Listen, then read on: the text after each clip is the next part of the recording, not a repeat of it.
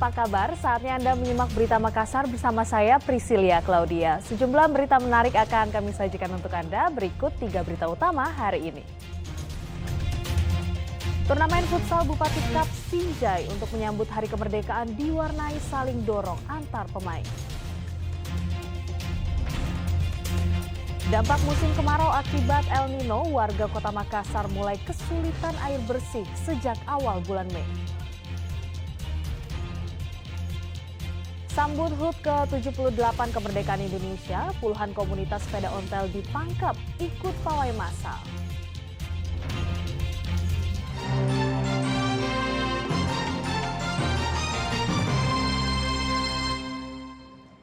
Turnamen futsal Bupati Cup Sinjai untuk menyambut Hari Kemerdekaan di Kabupaten Sinjai pada Minggu siang diwarnai saling dorong antar pemain. Akibatnya pertandingan babak pertama sempat tertunda. Turnamen futsal Bupati Cup Sinjai yang digelar untuk memperingati HUT ke-78 RI diwarnai kericuan di salah satu lapangan futsal. Kericuan terjadi pada saat laga yang mempertemukan Suryalita FC melawan 177 FC. Para pemain terlibat saling dorong dan mengakibatkan permainan tertunda pada babak pertama. Insiden ini membuat pihak keamanan dan pelaksana kewalahan. Beruntung kericuan dapat diatasi sehingga tidak meluas. Ketua Panitia mengatakan kericuan terjadi saat sejumlah penonton masuk ke dalam lapangan dan melakukan provokasi kepada pemain. Untuk pelaksanaan secara keseluruhan, alhamdulillah semuanya masih dalam situasi aman terkendali.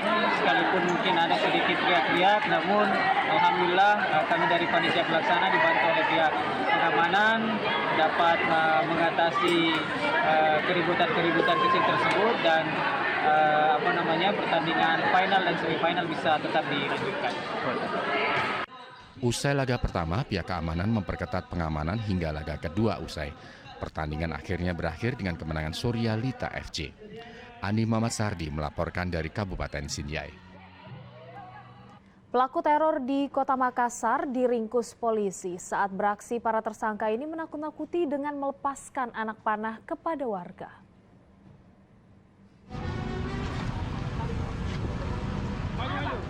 Tim Resmob Polda Sulawesi Selatan menangkap tersangka AR, salah satu pelaku teror yang kerap menggunakan anak panah. AR dilangkap di Jalan Daeng Tata, Kecamatan Tamalate, Kota Makassar. Polisi menemukan sejumlah anak panah dari balik celana tersangka. Tak berhenti di situ, polisi kemudian mengejar tersangka lainnya. FR dan GP berhasil diringkus saat tertidur. Dari tangan keduanya, polisi menemukan senjata tajam. Dalam catatan polisi, para tersangka kerap melakukan aksi teror di Kota Makassar dengan menembakkan anak panah ke arah warga. Tadi sore mengamankan 3 pelaku yang untuk pelaku teror busur. Kami mengamankan 3 pelaku yang selalu meresahkan Kota Makassar, di mana tempat-tempat yang biasa dia serang, salah satu TKP-nya di Hartako, dan pelaku tersebut dia berkelompok. Dalam satu kelompok itu dia berjumlah 5 orang. Untuk modus sajam dalam artian busur yang sering meresahkan masyarakat di Kota Makassar, dia sering menyerang yang ada di pinggir-pinggir jalan. Ketiga tersangka yang masih di bawah umur ini masih menjalani pemeriksaan intensif di Polda Sulawesi Selatan untuk mengetahui motif aksi teror tersebut. 2 rekan tersangka masih dalam pengejaran polisi. Raisa Habu melaporkan dari Makassar. Satuan Polisi Pamong Praja Kabupaten Luwu menertibkan ratusan alat peraga kampanye yang terpasang di tempat umum dan pepohonan. Seharusnya jalur hijau bebas dari alat peraga kampanye. Pembersihan dilakukan di sepanjang jalur Trans Sulawesi. Ratusan alat peraga kampanye bakal calon legislatif dan bakal calon presiden ditertibkan petugas Satuan Polisi Pamong Praja Kabupaten Luwu. Penertiban dilakukan sebagai tindak lanjut imbauan KPU Kabupaten Luwu yang melarang pemasangan alat peraga yang berbau kampanye serta peraturan Bupati Luwu nomor 115 tahun 2022 tentang larangan alat peraga di jalur hijau. Mirisnya, tak sedikit alat peraga kampanye tersebut dipaku pada pohon pelindung yang ada di sepanjang jalan Trans Sulawesi. Aktivitas kita pada hari ini pembersihan dan penertiban alat peraga dan sejenisnya. Itu adalah tindak lanjut dari hasil rapat bersama KPU, Panwas, dan stakeholder terkait beserta para perwakilan dari partai politik se-Kabupaten Luwu. Pemasangan alat peraga dan sejenisnya untuk tidak dilakukan pada tempat-tempat yang dilarang berdasarkan Peraturan Bupati Luwu nomor 115 tahun 2022 tentang Trantibung. Itu jelas jalur hijau tidak boleh ada alat peraga dan sejenis. Apapun partai politik, mau besar mau kecil mau siapa saja, tidak boleh melakukan sebelum ada penetapan DTC. Artinya belum tahapan kampanye sekarang? Iya, belum ada, karena memang aturan yang mengatur itu. Tapi banyak pelanggar, banyak yang bandel, terutama partai-partai yang sudah lebih dulu. Ya. Nah ini makanya kami tegaskan ini, makanya kami tekan ke pemerintah sebagaimana implementasi juga diatur dalam peraturan Bupati nomor 115. Itu kan jelas diatur. Penertiban akan terus dilakukan hingga ke pelosok desa untuk menciptakan pemilu yang berintegritas. Pak Yudi Basu melaporkan dari Kabupaten Luwu. Dampak musim kemarau di Kota Makassar mulai terasa sejak awal bulan Mei lalu. Sejumlah warga di Kecamatan Biringkanaya mengalami krisis air bersih. Untuk mendapatkan air bersih, warga terpaksa mengeluarkan biaya ekstra untuk membeli air dalam jerigen.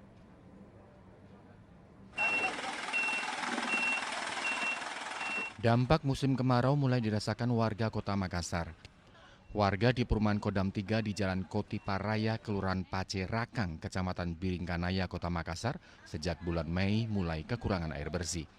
Kurangnya pasokan air bersih membuat warga harus mengeluarkan biaya ekstra dengan membeli air bersih seharga Rp5.000 setiap jerigen. Air bersih itu digunakan untuk kebutuhan air minum dan memasak. Sementara untuk kebutuhan mandi dan mencuci, warga hanya mengandalkan air sumur yang saat musim kemarau warna airnya berubah menguning dan bau. Pemprov Sulawesi Selatan bersama Badan Penanggulangan Bencana Daerah memberikan bantuan air bersih sebanyak 5 tangki setiap hari. Bulan 5 sampai sekarang. Oh, mulai krisis air bersih. Nah, memang di sini tidak ada air PDAM yang masuk atau gimana? betul. Tidak ada ya? Makanya itu juga kami sangat mengharapkan kepada ini, tapi ada informasi mengatakan sulit katanya diberikan air pump, tapi kalau sekiranya itu, kalau masalah itu sulit apapun, kalau pemerintah yang atasi saya kira bisa. Untuk sehari-hari sendiri Pak, mengandalkan apa ini Pak? Saya? Iya, mengandalkan air apa? Maksudnya dari mana? Pada umumnya Pak, kami warga di sini kalau tidak ada bantuan dari Bapak, ini kami beli air. Oh, beli air ya? Di situ, di Pacerakan sana, masing-masing. Beli air ya? Beli Pak. Beli air. Dalam satu jerigen itu kena Rp5.000. Jerigennya isi 20 liter? Iya. Tidak ada sumur atau apa di sini? Ada sumur tapi khusus untuk dipakai cuci. Itu pun juga sudah banyak yang kosong pada saat ini. Keruh airnya ya? Keruh? Ada yang jadinya, ada yang seperti bagaimana ya? Yang keruh kuning ya? Kuning? Kuning. Hari ini kami berbagi air bersih untuk warga Kodam 3 dan kami ada berbagi beberapa paket sembako dan bendera buat warga yang ada di Kodam 3. Kenapa tadi warga butuh air bersih atau gimana?